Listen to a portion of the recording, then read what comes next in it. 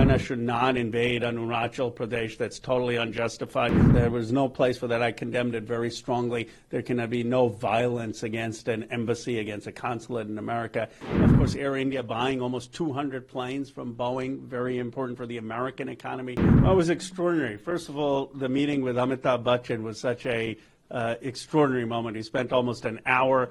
My phone was buzzing with texts from around the world. I mean, he's a national icon, and that was a great honor. It's going to be a great honor to be at the Red Fort with the Prime Minister at the Red Fort and seeing India's Independence Day celebration.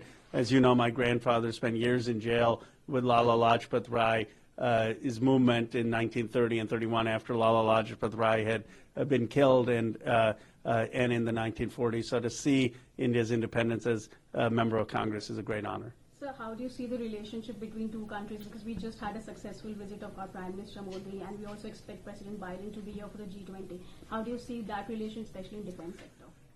It's never been stronger. The Prime Minister's visit was a big success. The announcement of the jet engine deal with GE, where GE is going to be providing this critical technology. Of course, Air India buying almost 200 planes from Boeing, very important for the American economy.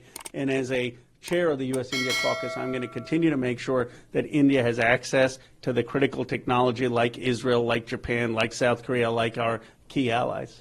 So what are your human rights in India? We saw there were some civil societies in America raising human rights concern. If you can talk about that. Also, if you can name some civil societies, and are they verified with your office?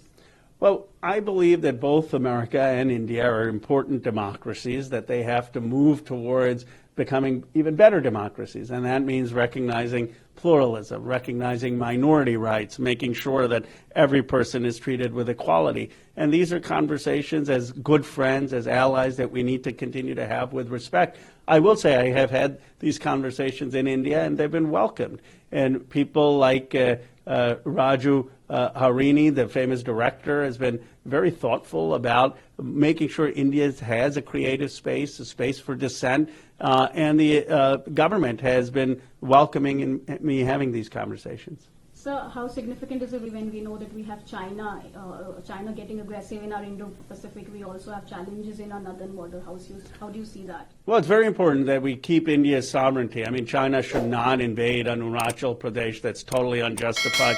They need to respect India's borders. And this is why I went to the Western Naval Command with the Indian Navy, and we are working very closely with the American Navy to make sure the Arabian Sea remains free for navigation, that the Indian Ocean remains free, and we will continue to strengthen that relationship.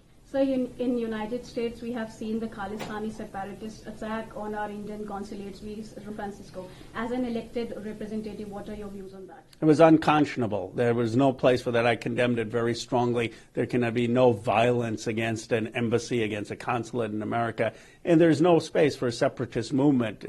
Punjab is part of India. That is a settled question.